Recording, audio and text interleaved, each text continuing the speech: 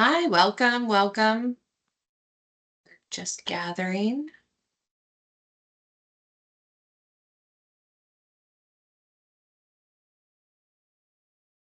All right, we'll go ahead and get started. Welcome to the latest CommonWell webinar. My name is Liz Lewis. I'm the Director of Product, and I will be providing the overview of the webinar today. So we're going to just go ahead and jump right in. I want to start out by talking a little bit about who CommonWell is, what CommonWell is, who we are as a community. And it should sort of say, what we are, since CommonWell is a thing. But really, because we're a community of people, we think of ourselves more as, who we are. And that starts out with being a trust community. So CommonWell was founded to create a space where like-minded organizations could trust each other to do data exchange at scale. And so because of that, we created a 501c6 not-for-profit trade association that allows us to bring together market competitors into the same community and come up with solutions to very real problems and work together on those things. And so out of that, we've created a national health information network that we operate today.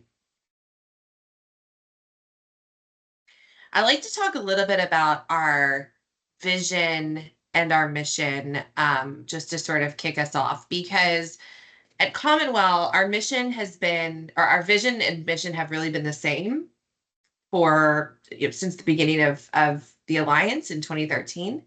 And our vision is that all health data should be available to providers, to care teams, and to patients themselves, regardless of where they've had care in the past. Right. So I like to talk about my story. I've lived in 7 different states over my relatively short number of years of life. And I've received care in all of those places. And that data is important. And we believe that at a national level, providers and patients should be able to access that data across the entire United States. And then from a mission perspective, our goal is to break down barriers to health data exchange. So we have a national network. It's a secure network where organizations can connect and share data back and forth to ultimately improve patient care. We're also a qualified health information network under TEFCA. We'll talk a little bit more about that later. And we are a member-driven alliance. So what that means is that we look to our community, we look to our membership to provide feedback and guidance and direction so that we can collaborate together to move interoperability forward. We are a small but mighty team. So you have the team on today. Paul Wilder is our executive director. As I briefly introduced myself, I'm director of product. We have Courtney on for marketing, Marina, who sort of just handles everything under the sun. And then we do have some external contracts that we use to fill out the team. So Jenna has been with CommonWell for many, many years, and she runs all of our accounting and bookkeeping. Our technical service provider is LK. They're the organization that builds and maintains our infrastructure. And then we also have legal, we also have PR and marketing as well. And so before we go too much deeper, I want to share a video that we recently redid. It is called Meet Joan, and it really will set the stage for why CommonWell exists and what problems we're seeking to solve back in 2013 and continue to, work towards solving even today. So let me flip over here and I will share something else.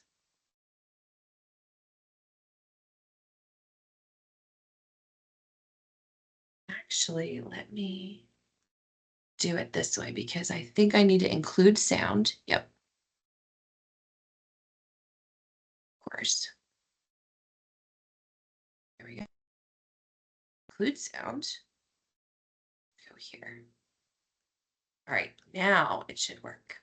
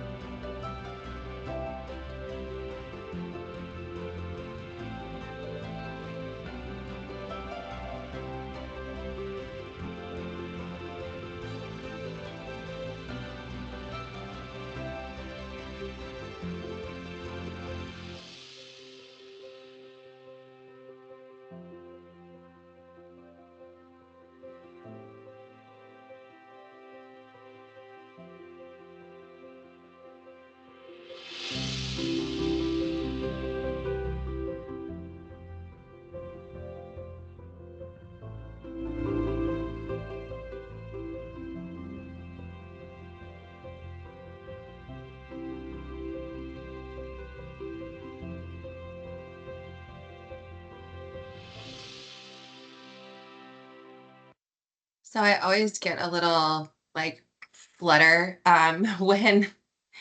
when it comes back to the video and it says, think about Joan or your significant other or your mother, right? And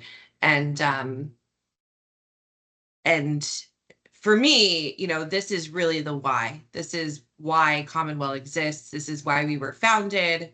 And there's actually a second video that sort of accompanies this one. I don't know if Courtney, you can throw that in the chat, that we recently redid. And I think it's a testament to our history and also where we are today, that Meet Joan video was actually created back in 2013, 2014. And we redid it to sort of spruce it up and make it, look like, more of what you would expect for a video today, rather than a decade ago.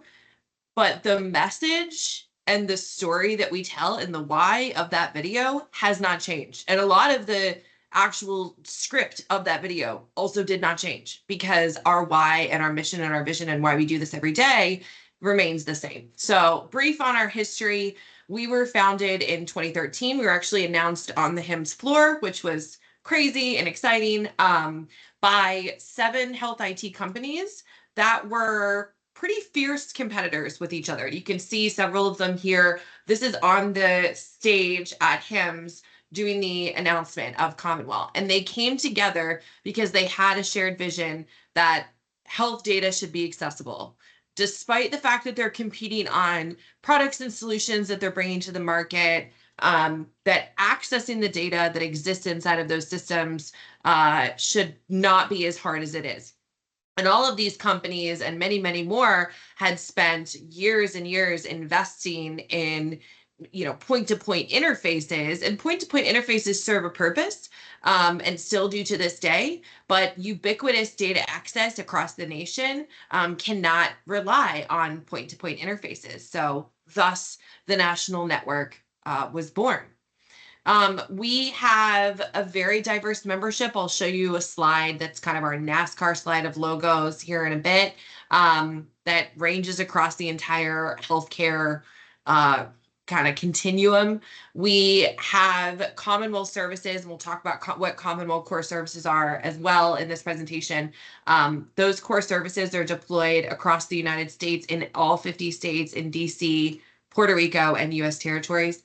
And we collaborate regularly, daily at this point, I would argue, with industry and government leadership to continue to drive health data innovation.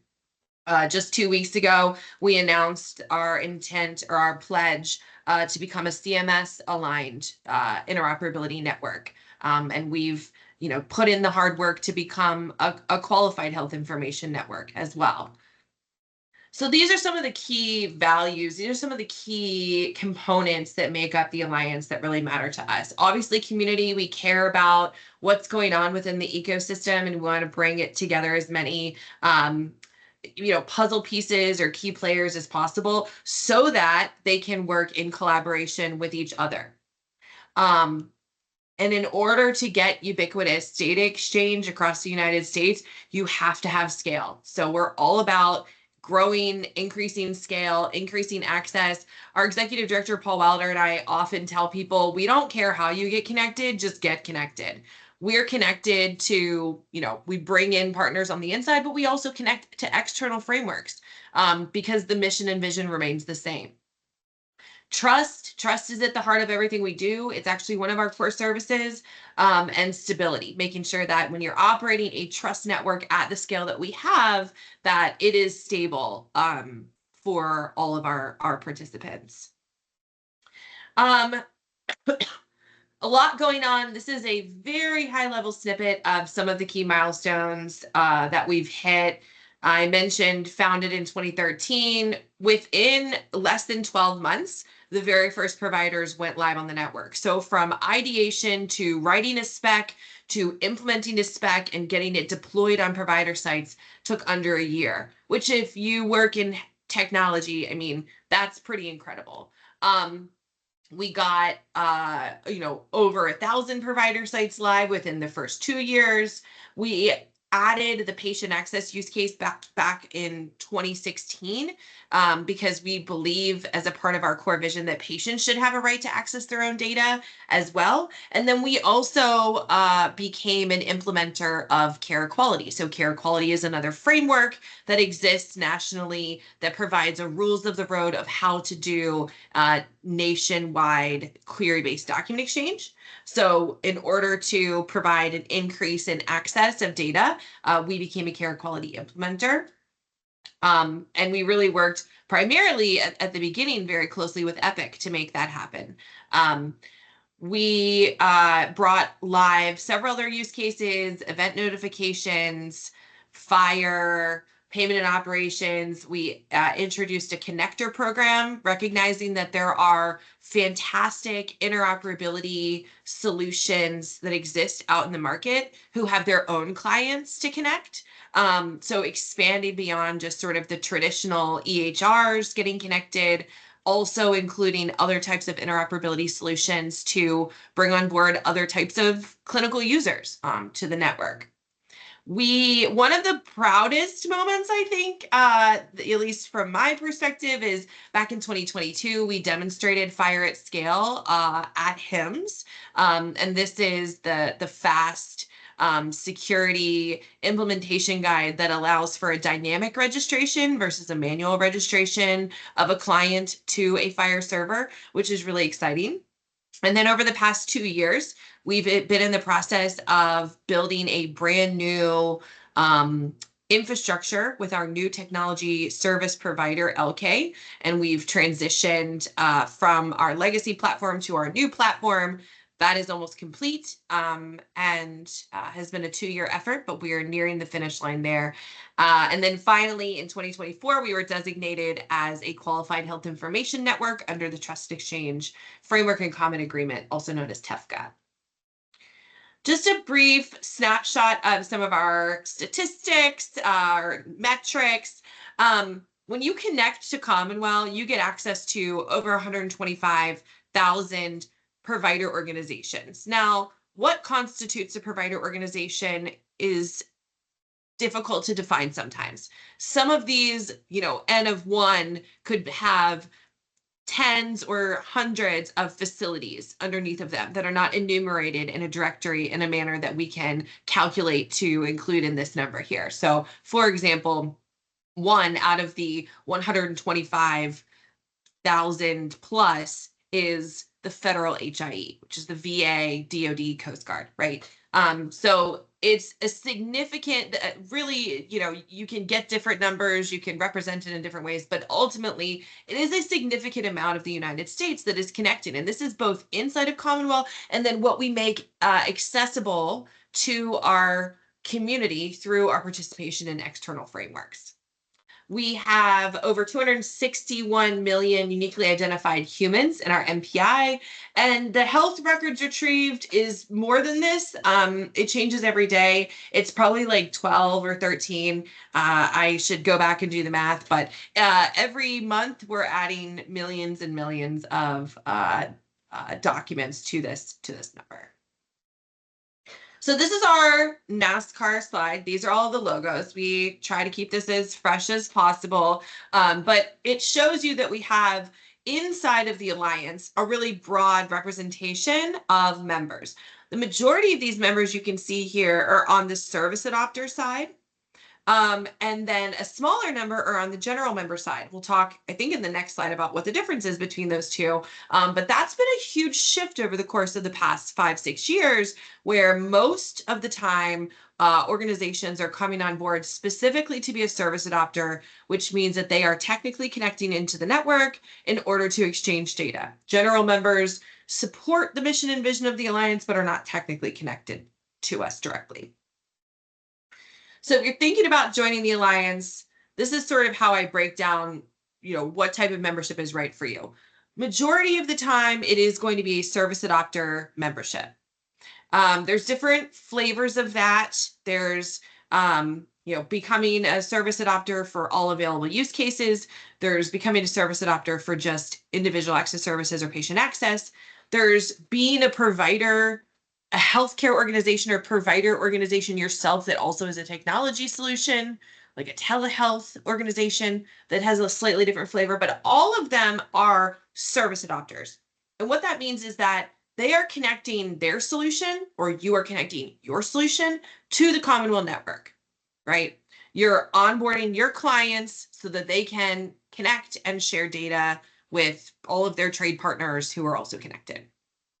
You also get to vote in our committees because we believe that if you are technically connecting and putting in the work, that you should have a say in our specification and the changes and how our specification evolves. So service adopter members vote on our specification and in committees.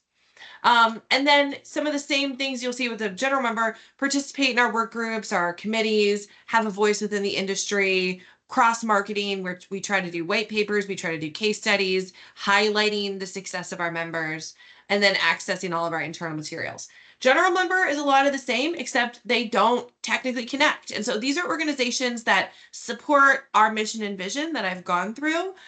They may intend to connect in the future. They may not have a use case that is ready to connect just yet. And so they join as a general member to get on the inside with the intent of upgrading, if you will, to become a service adopter. So different ways to represent different information. This is just to give you sort of a high level overview of what it means to connect into CommonWell and what that gets you access to. So obviously, connecting into our network gets you access to exchanging data through our record locator service with all of our connected service adopters. But it also gives you access to care quality, which is an external framework that we manage. CommonWell manages the connectivity to all of the other care quality implementers. There's no centralized record locator service. There's no centralized infrastructure. So we at the CommonWell level manage all of the connections to all of these other care quality implementers on our members' behalf. And we do that through targeted queries. And then the third is TEFCA. So TEFCA is the Trusted Exchange Framework and Common Agreement. We are a designated QHIN, and we do QHIN to QHIN queries on behalf of our members as well, giving them access to an even broader broader amount of data access. So let's jump into our core services. So our core services are the foundation of the infrastructure, the foundation of the network. This is what we believe is kind of mission critical to operating a successful, secure network at scale. So the first and foremost is that we do everything making sure that it is upheld with the highest level of trust. Everything is with that, all the types of exchange that happen within this network are based on a particular purpose of use. And it's important for organizations who are requesting data to attest to say inside of their query, I am querying for this data for a certain purpose, so that we make sure that everyone is following the letter of the law, following the specification, following the requirements. And so everything we do is sort of wrapped inside of this trust network or framework. The second item is a master person index. We have a robust enterprise master person index that we use for all of our patient matching and indexing, sort of self-explanatory in the name, but it, it's certainly much more challenging than the name, accounts for. And I'll go into a lot more about how ours works in upcoming slides. And then a record locator service. This is very tightly coupled with our MPI. So the MPI knows who the patients are. The record locator service knows where those patients have data. And then finally, our data broker. So we manage, again, all of the connectivity across all of the different gateways or endpoints that exist. And our members connect in just to us centrally and only have to manage that connection to CommonWell. And then we broker the data exchange on their behalf. So the trust network, digging in a little bit deeper, we have governance, specifications, policies, etc., that our service adopters, our members, agree to follow. We do not store any clinical data, so we certainly don't sell any clinical data. We don't store it. We don't touch it. We broker the exchange. We move it from A to B, but we don't open the package. We just read the envelope header. We also have a very robust certification process that all of our connected members go through to ensure that only trusted systems are able to connect and execute queries or requests against our set platform.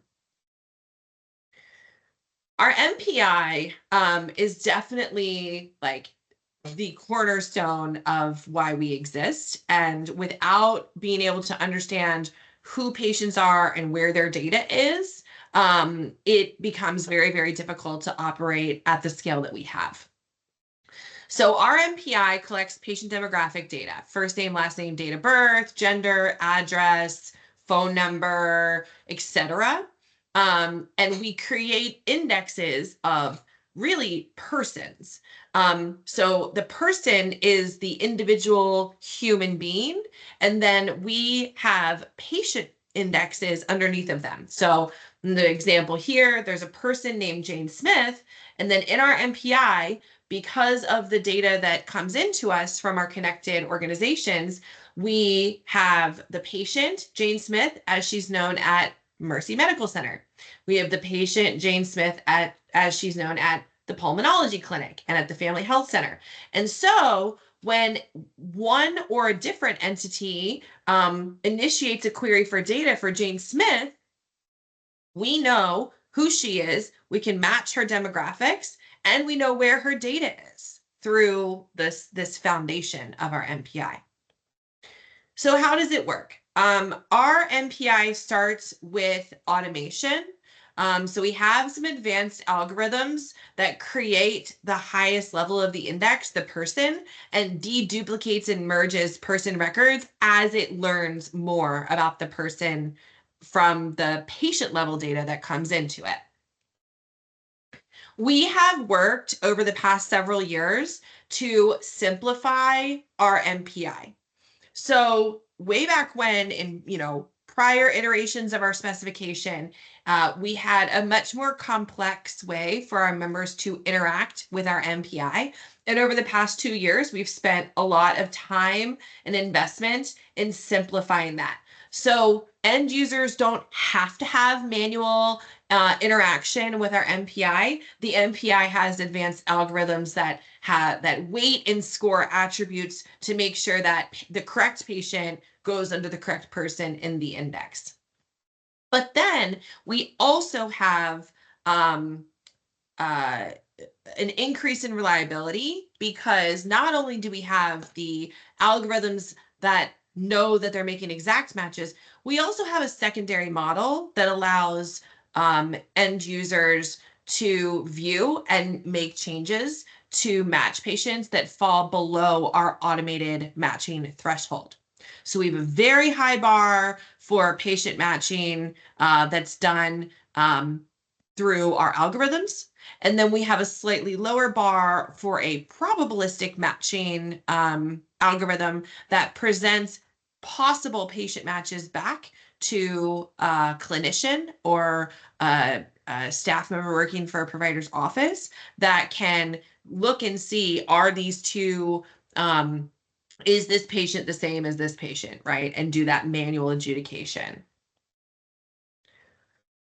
So we believe that it's critical for a MPI and a record locator service to work together to successfully match patients across the country and know where to go when a query comes in. So we think about this, the MPI handles the patient matching, the RLS handles the organizations or the directory lookup to say, if I'm querying for Jane Smith, I know Jane Smith has data at St. Joseph's Hospital, Healthy Family Clinic, and the OBGYN clinic. These two solutions working in concert with each other matter because it is important, especially at a very, very large scale with millions of transactions happening every single day. It is so important that we know the comprehensive list of where the patient's care locations are so that we can go and request data for them. Because again, we don't store clinical data. We're not a repository, right? The data lives at the edge, and we need to know where to go to get that data in milliseconds, really. We also believe that it's super important to know how to deduplicate and merge patients, right? There are mistakes that happen. There are errors that happen, and an MPI can account for this. And we also want to be able to respond to a query with a comprehensive search result. So we want to be smart, work smarter, not harder, basically, is kind of the end result here of why an MPI and RLS matter. What it allows for is that we do not have to rely on geographical boundaries to find a patient. We feel confident that we are returning a comprehensive list and not an incomplete list of patient locations. And probably the most important thing, at least from a systematic perspective, from a volume perspective, and a protecting the integrity of the network perspective, we are not unnecessarily spamming endpoints with queries. And we'll talk a little bit about what that is and why that matters here in the next slide or two. Or this slide. So this is a real story and the name has been changed to protect privacy. But this is a real example of something that took place a couple of years ago, and this is why we say sort of the exceptions of the rule. So there, without an MPI or RLS, you have to come up with a creative way to target or try your best to find where the patient's data is. And sort of the industry standard has been, well, we will use a directory, a listing, a phone book, if you will, and we will just ask all of the organizations within a 50-mile radius of where my patient is. And in some cases, that's okay. But when we kind of circle back to my last point on my last slide of we don't want to unnecessarily spam endpoints.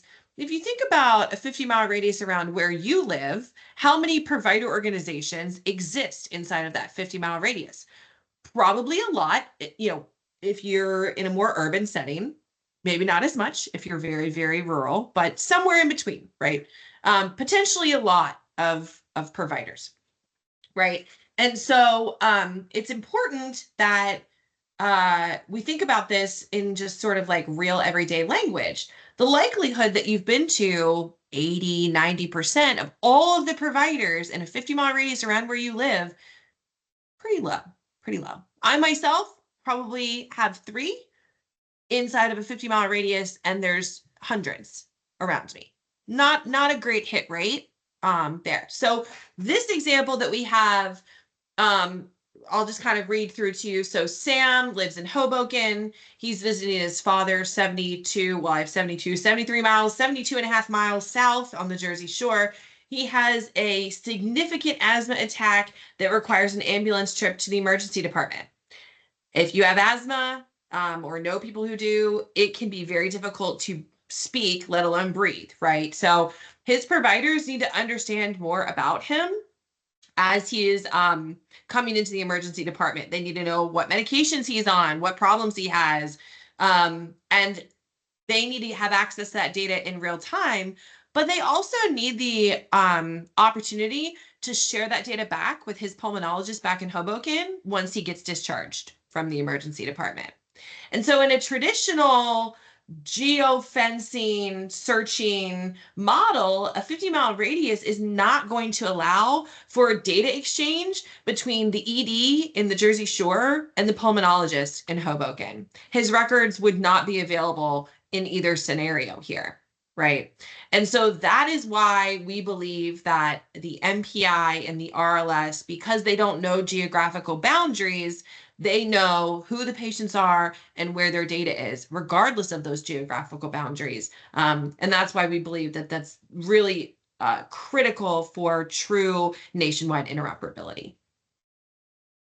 And then finally, from a core services perspective, to sort of wrap it all up, CommonWell then, because we know where the data is, we know who the patients are, we know where the data is, we then can go and broker the exchange for you, right? So we'll query and retrieve the clinical documents. You send us a query, we go out and we collect everything for you.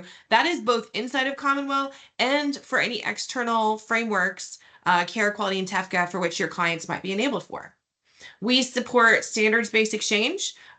So for document exchange, we support IHE, Integrating the Healthcare Enterprise, Cross-Community Access, XCA profiles. And then we also support FHIR, R4, document reference, and binary resources. We allow our members to integrate into the CommonWell network using whichever standard makes the most sense for them. Most are going FHIR, and that's fine. But we support both just to make it easier for our members onboarding.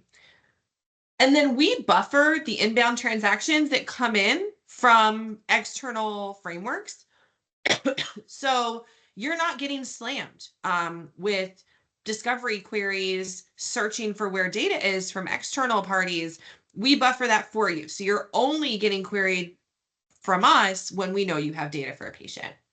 And then you're able to retrieve what you need for your patients in real time. We have spent a lot of time and energy thinking about our fire strategy and expanding our fire strategy here at CommonWell.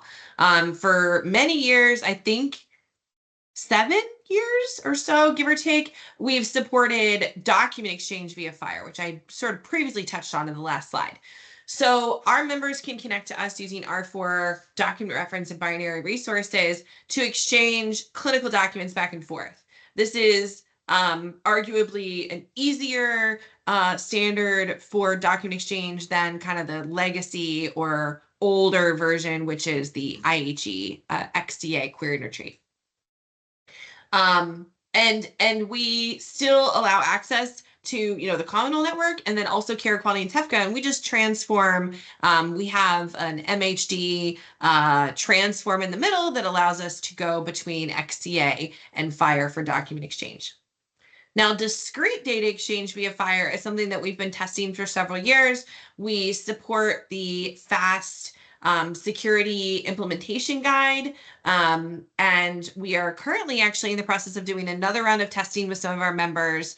We have a draft implementation guide, and we're really working at the speed of our membership to allow for hopefully production FHIR discrete exchange in the near future.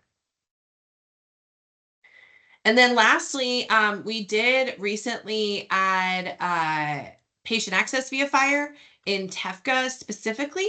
I left it as still in testing here because it's not generally available yet, but it is in production with one of our members who's been able to do that successfully, which is great. Another feature that we have inside of the CommonWell network is called patient alerts. So we like to think of this as a lightweight ADT. So this isn't going to give you all of the information that a traditional ADT would give you, but it does notify you whenever there is activity happening within the RLS for your patient. You can subscribe to be notified for whenever patients are added, updated, links happen, etc. for your patients, so that you can decide based on that notification. That notification came in from a hospital. I'm a primary care physician. I might want to go query that hospital now to see if there's any clinical data, discharge summaries, etc., so that I can see what's happening with my patient. And then we also are a very strong supporter of data usability, data quality, data accuracy. We've been a supporter of this for many years. We worked with the Sequoia Project and Care Quality several years ago to create implementation guides or white papers. I think maybe they were called white papers about how to do this exchange and how to do it better so that the data can be used. And then that sort of spun out into this data usability taking root movement that the Sequoia Project now manages, that has 2 implementation guides out, or 2 versions. There's a version 2 of their implementation guide out that, again, just provides industry best practices for how to do data exchange and do it in a way that is providing clean, consistent, accurate, well-codified data so that the recipients of that data can use it in a meaningful way. And while CommonWell, again, we don't open or store the clinical data, instead, we have created a marketplace so that marketplace partners can come on board and assist our members or assist our members' clients with making the data more usable in flight. Couple of notes that I want to make on national framework access, because we have a national network ourselves, but then we also connect to other frameworks as well. I wanted to sort of touch a little bit on the differences between those and what we offer to our membership. So starting with Care Quality, Care Quality is a vendor-neutral framework for query-based document exchange. Think of them as a rules of the road of how to do document exchange at a national scale. They have a directory, which is, again, like a phone book, a listing of all of the organizations that are accessible through this framework. And for our members, because we build and maintain those connections to all of those organizations inside of care quality, our members enjoy a very easy onboarding process into care quality.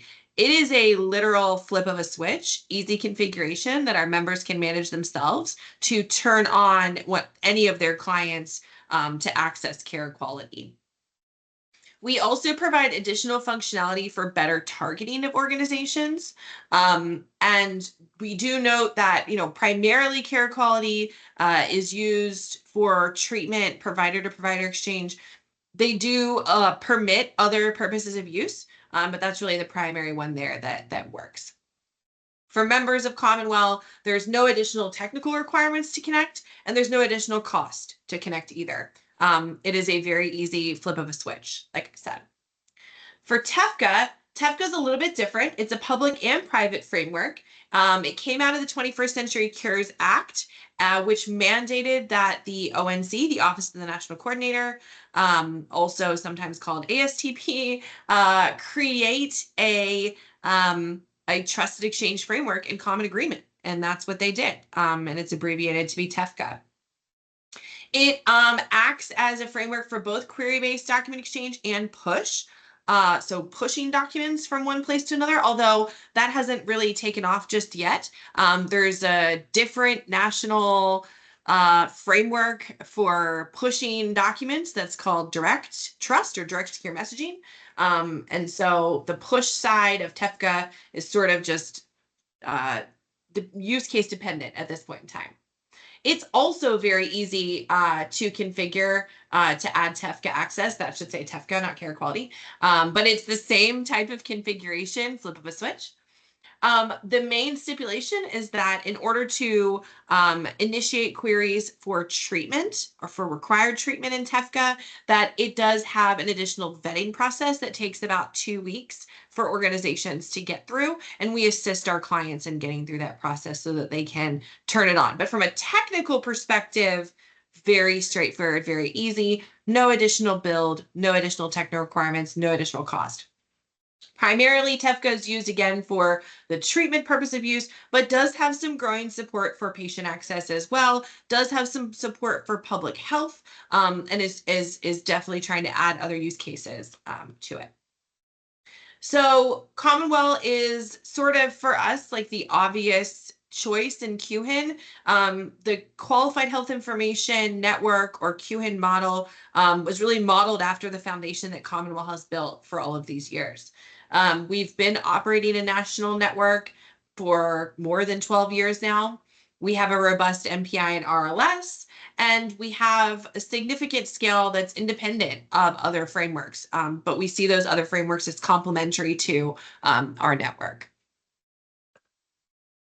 I want to briefly touch on what types of exchange can occur within a network or in these external frameworks like care quality and TEFCA, because all of them are purpose of use driven. And so those are defined in each of the respective policy documents that each of these frameworks and networks have. So we have our own policy documents. Care quality has their own, TEFCA has their own, but they all sort of circle around these main items, these main purposes of use. So treatment is going to be, HIPAA definition of treatment, provider exchange for providing care and treatment, care coordination of patients, et cetera. Patient access was born out of the HIPAA right that an individual should have access to their data. This is enabling that in a digital way. So we've always historically called it patient access. TEFCA calls it individual access services or IAS. We see it as the same thing. Inside of this use case, this purpose of use, there is an addition. So before I can use an app on my phone to query for my clinical data, I need to prove that I am Elizabeth, legal name Lewis, right? So we do require that. Care quality requires it. TEFCA requires it. And then payment, healthcare operations, these use cases primarily driven from the payer side, although healthcare operations can certainly have provider-based queries as well. These are still in the process of being better defined inside of the external frameworks. Um, we permit these use cases here at CommonWell.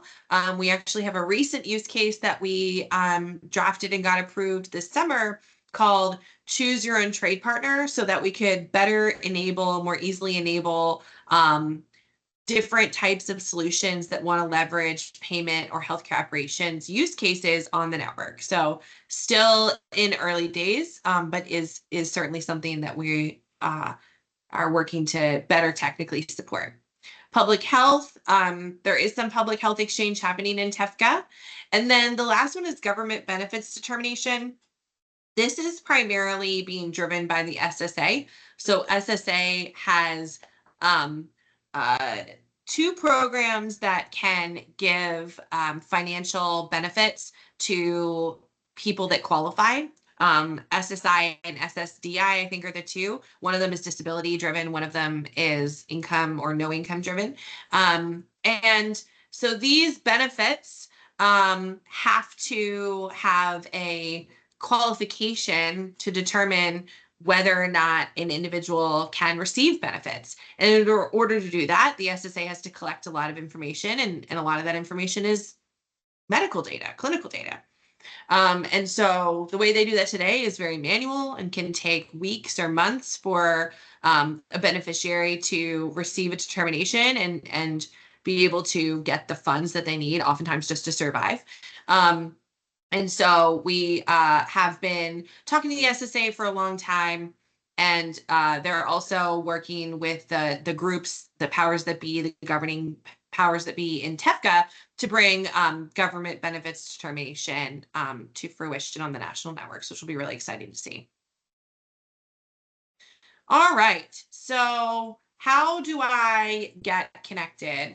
Um, this slide has sort of a little bit outdated at this point because the time has actually been happening and been, in the now for quite some time. We had heard a lot of people over the course of the past 12 months, 18 months say, well, I'm kind of waiting to see what happens with TEFCA. There's not really a need to wait. The trust, the scale, the access already exists today. TEFCA will continue to grow, and all of our connected organizations just automatically enjoy an increase in data access as those data points get added to these external frameworks and to our network as well. But there's not a reason to wait. There's not a need to wait. You can certainly join and get immediate access to clinical data. As I had mentioned, there's over 125,000 organizations that we can calculate from a directory perspective across CommonWell and these external frameworks. So there's certainly a significant amount of exchange happening today, and you can be a part of that. It's relatively straightforward to connect, especially if you understand interoperability, even at kind of like a high level.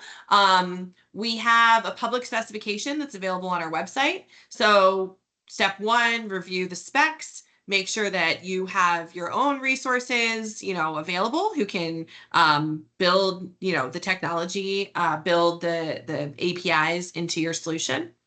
Sign our MSA, our member services agreement, and pay the implementation fee to get on board. Relatively low cost. And then once that's done, you get access to our integration environment, which is our test system, where you get to test the APIs. You have a project manager that works with you, access to engineering support, really somebody there the entire time to make sure that any questions that you have get answered, and that you have the support you need to be successful. Once you're done testing, you provide evidence, which is usually just like snapshots of log files showing that transactions were successful. And then you'll do a workflow demonstration for us, and then we get you certified. Then you're certified to be on the network. Once you're certified, you get production access and you can begin onboarding your clients. And then you can, as you get new clients or you have clients that wish to connect, you can add those yourselves in real time.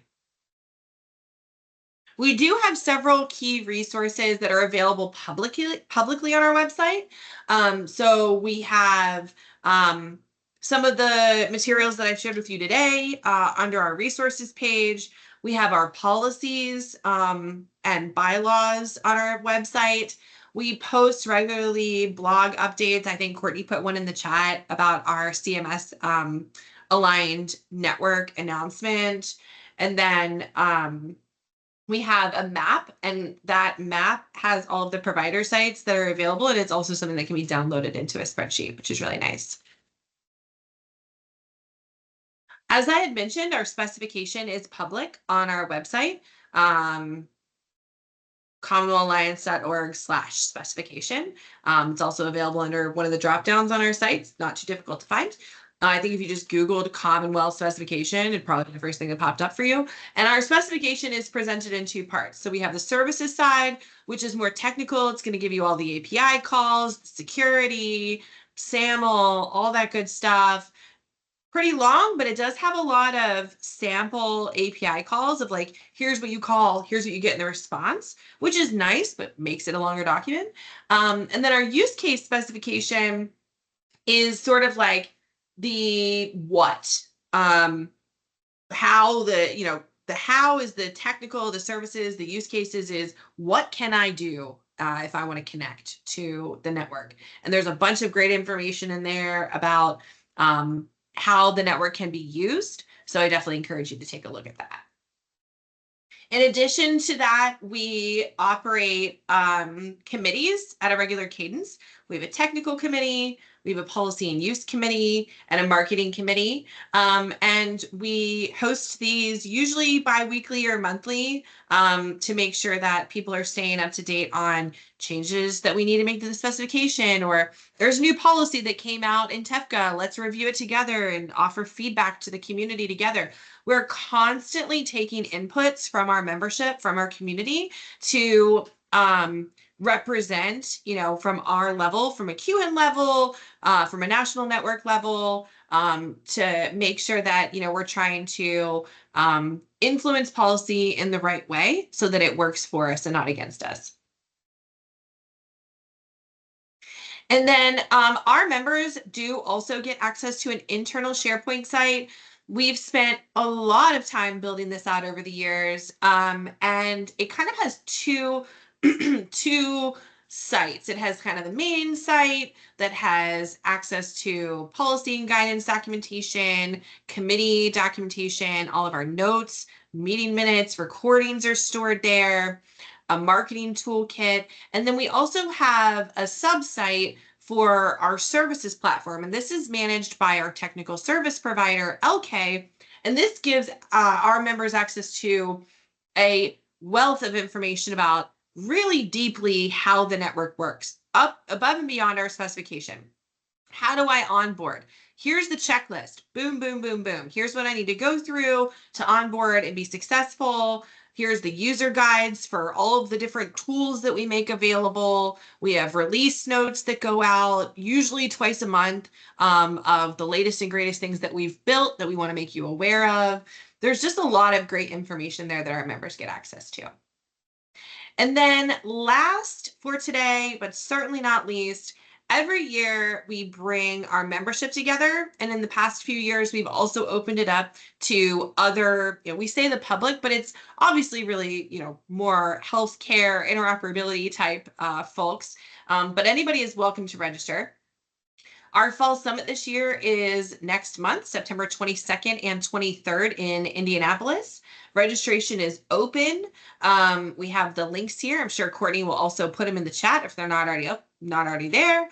And it's always a great time. There's always a wealth of information that is shared, both from us to our membership and from our membership back to us, right? It's a group learning opportunity for us to collaborate. Really takes us back to some of those core values that I had talked about at the beginning. Brief overview of the session. So in the first day, we're talking TEFCA. We're talking, what do policymakers want? We're talking roadmap. We'll talk about fire. And then at the end of the first day, we have an attendee reception that we bring everybody together. We have some drinks, we have some great food, we're going to have some fun. And that is kind of to wrap us up for the first day. The second day, we have a second keynote. We'll talk more about the MPI and RLS and how they really are the backbone or the foundation or whatever you want to call it, right, of how we do seamless exchange. We're going to talk about labs and connecting labs to the network, which is really exciting. And then we're also going to talk more from like a payer side of the world, but specifically on the CMS aligned framework and how we envision that working. And we are bringing together some other folks who made a pledge just like we did to make that a reality. And then we'll wrap up the day with patient access, one of my personal favorite topics. And we'll talk about what's working, what's not working, progress that's been made over the past year. And there absolutely has been some great progress made over the past year. And we'll highlight that and celebrate that. And then also talk about how do we continue to drive that change forward. And then we'll wrap up. There is a code here on the screen. CW _ Fall Summit 2025 _ webinar, where you can save on registration. So grab that code. If you are interested in joining us, it is always a good time, like I said. And that will wrap us up for today. Few minutes left. We can certainly take any questions if there are any. You can always reach out to us at membership@commonwellalliance.org, or anyone on the team. If you can, get access to us. Same email, just put our first name in the slot instead of membership, and you can find us pretty easily. Feel free to reach out, ask any questions. Happy to schedule more time, dig into your use cases, etc. With that, we'll wrap it up. See if there's any questions.